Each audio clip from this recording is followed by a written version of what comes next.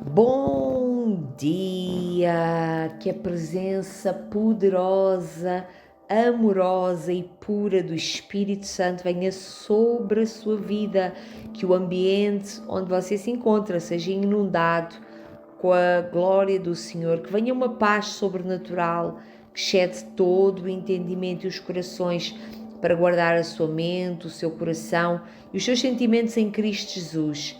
Que o Espírito Santo de Deus possa falar ao seu coração para lhe trazer discernimento, direções sábias, que você faça escolhas sábias no Senhor, que vão abençoar a sua vida, que não vão atrapalhar os propósitos de Deus, que não vão trazer instabilidade nem confusão para a sua vida. É o que eu profetizo e oro em nome do Senhor Jesus na sua vida. Amém? Hoje é o dia 27 de Abril e nós agradecemos porque até aqui o Senhor nos tem ajudado. E o título da nossa mensagem de hoje é: onde está o teu tesouro? E eu quero lhe perguntar: onde está o seu tesouro? O que é que para si é um tesouro? O que é que para si tem mais valor? Sabe? Os tesouros estão, às vezes, não é? Como você vê naqueles filmes, as histórias dos piratas e tudo mais, por norma os tesouros não estão abertos ao público, são coisas que estão escondidas e muitas vezes nós temos tesouros, carregamos tesouros dentro do nosso coração e se nós não pararmos para pensar e perguntarmos assim, onde está o meu tesouro, Deus? Só o Espírito Santo de Deus que prescruta, que sonda, é que lhe poderá mostrar. Nós às vezes dizemos, amo muito a Deus, Deus é o meu tesouro, mas infelizmente muitas vezes inconscientemente, se não tivermos cuidado, e não vigiarmos, não pedimos ao Espírito Santo de Deus, não nos submetermos, nós vamos ver que existem outros tesouros. E o que a palavra de Deus nos diz relativamente ao tesouro? Diz assim, em Mateus 6,21, porque onde estiver o vosso tesouro, aí também está o vosso coração. Onde estiver o vosso tesouro, aí também está o vosso coração. Então o nosso coração tem tendência a seguir aquilo que é mais rico para nós. Por isso eu lhe perguntar, onde está o seu tesouro? O que é que você ama mais? As Escrituras Sagradas nos dizem que quando nós buscamos primeiramente o reino de Deus, todas as coisas demais nos são acrescentadas. Mas o que é que tem sido o seu tesouro? O que é que você tem seguido? Qual tem sido o seu maior tesouro? Porque onde estiver o seu tesouro, aí também está o seu coração. Muitas vezes o tesouro das pessoas é o trabalho, é a vida financeira, é o casamento, é os filhos, é a casa, é um dom, é um talento, é o ministério, é a igreja. E muitas coisas são tesouro das pessoas. E Deus é colocado de lado. Você já parou para pensar nisso? Onde está o seu tesouro? O jovem, muita gente associa sempre a história do tesouro à vida financeira, mas não, o tesouro é mesmo aquilo que a pessoa adora mais, aquilo que a pessoa corre. Repare que as pessoas querem sempre encontrar um tesouro, mas quando você prioriza o grande tesouro que é o Senhor, você vai receber todas as coisas dele acrescentadas. Aqui o jovem rico que foi até Jesus, ele estava tão cheio com a sua piedade, com as suas riquezas e a sua avareza que se revoltou quando Jesus lhe informou que o preço da vida eterna era vender tudo e segui-lo. E ele foi embora, muito, muito pesaroso, cheio de pesar no coração.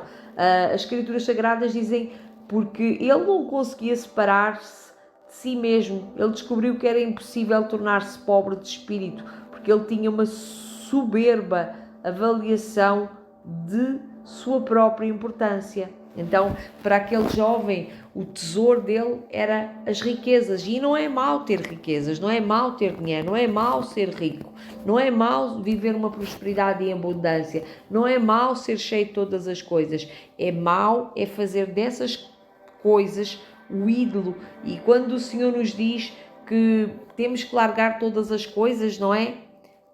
Ele às vezes pede-nos certas e determinadas coisas. Como é que está o nosso coração? Será que nós somos capazes de largar aquilo aquilo que nós consideramos o tesouro para o seguir?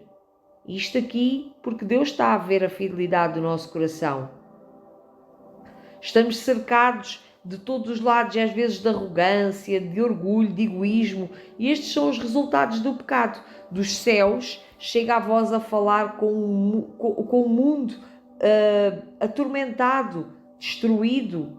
E ele diz aqui no Apocalipse 3, 18, 20: aconselho-te que de mim compres ouro provado no fogo, para que te enriqueças. Olha aqui, então, aconselho-te que de mim compres ouro provado no fogo, para que te enriqueças, e vestes brancas, para que te vistas e não apareça a vergonha da tua nudez, e que unjas os teus olhos com colírio, para que vejas. Eis que estou à porta e bato. Se alguém ouvir a minha voz e abrir a porta, entrarei em sua casa e com ele sairei e ele comigo. Isto é Jesus que está a bater à porta do nosso coração hoje, para nos mostrar o que é que realmente é riqueza verdadeira. Ele está aqui a falar para uma igreja que pensava que tinha tudo.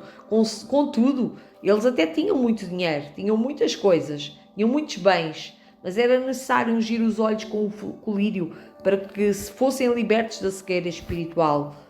Fossem libertos de toda a arrogância, todo o orgulho, todo o egoísmo, tudo aquilo que vem quando o nosso coração está, onde o nosso coração está plantado, não é? Num tesouro que não é o Senhor Jesus. Então Jesus diz que está a bater à porta. Se alguém ouvir a voz dele, que ele abrir a porta, ou seja, a porta do nosso coração, que ele entre em nossa casa, na casa, no nosso templo do Espírito Santo. Isto é pessoal, e diz que ceia connosco. E nós podemos ceiar com ele. Ele fala aqui de vestes brancas. Isto tem a ver com santidade, tem a ver com pureza. Então, o céu, nesta vida e na vida vindoura, não é um padrão monetário. Nem a carne ou o sangue podem encontrar a porta para o reino dos céus com o seu contentamento. Nem com paz, nem com alegria, nem felicidade. Apenas aqueles que são pobres de espírito e ricos para com Deus serão considerados dignos de entrar lá, porque eles não chegam, ou seja, as pessoas não chegam pelos seus próprios méritos e pela justiça do Redentor. Sabe o que é que isto quer dizer? Isto quer nos dizer que, o que é que eu estou a querer dizer com isto? Que nesta vida, tudo aquilo que nós consideremos que é muito grande, tudo aquilo que nós temos, não é nada diante da presença de Deus, que nós somos totalmente dependentes de Deus, que há coisas que às vezes não trazem-nos contentamento. Quantas vezes você já fez umas compras, quantas vezes você já foi comer um prato porque desejava muito, mas parece que você não ficou pleno. Há coisas que satisfazem momentaneamente, mas só Jesus nos satisfaz eternamente. Amém?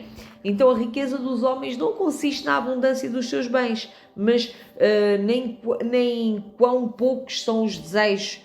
Primeiro elo entre a alma e Cristo, como disse Charles Spurgeon, ele disse o seguinte: não é a minha bondade, mas a minha maldade, não o meu mérito, mas a minha miséria, não minhas riquezas, mas as minhas necessidades. Esta frase de Charles Spurgeon leva-nos a meditar e a entender que nós somos totalmente dependentes de Deus. Nós sem Ele não somos nada, não somos ninguém, realmente fomos criados do pó, e quando nós olhamos para isto, que é dele que vêm todas as coisas, que é Ele que nos sustenta, que é Ele que nos abençoa, que é Ele que cuida de nós, que é Ele que nos faz prosperar. Amém? Onde está o seu tesouro? Em qual banco? Está na garagem? Está no seu espelho? Ou você tem guardado os seus tesouros no céu? Então medite hoje acerca de onde está o seu tesouro, e que hoje seja um dia de oportunidade de alinharmos o nosso coração com o coração do Pai.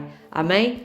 Nosso Deus e Pai, venha em arrependimento, Senhor, aqui, e nos arrependemos por ter sido, se formos materialistas, se os nossos tesouros estiveram aqui na terra onde a traça corrói. Senhor, ajude-nos a praticar a generosidade. Talvez eu esteja aqui a orar por pessoas que têm muitos bens, têm muitas coisas. Talvez eu esteja aqui a orar por pessoas que até não têm quase nada, mas que necessitam do Espírito Santo, necessitam de remover o orgulho também e a soberba, porque o orgulho não está somente em pessoas que têm muitas coisas, está às vezes em pessoas que se orgulham de terem pouco e também tem o seu tesouro nessa situação, Pai. Tu nos abençoaste com toda a sorte de bênçãos nas regiões celestiais e fizeste e fazes infinitamente mais do que pedimos ou pensamos. Perdoa-nos, Senhor, por encontrarmos e ajuda-nos a encontrar em contentamento em Ti, em nome do Senhor. Sim, Pai, ajuda-nos a encontrar contentamento em qualquer situação, assim como o apóstolo Paulo disse, que sabia ficar contentes em qualquer situação, que nós possamos também nos encontrar contentes em qualquer situação. Ajuda-nos a saber e a entender que a nossa riqueza está em Ti e no Teu Filho Jesus.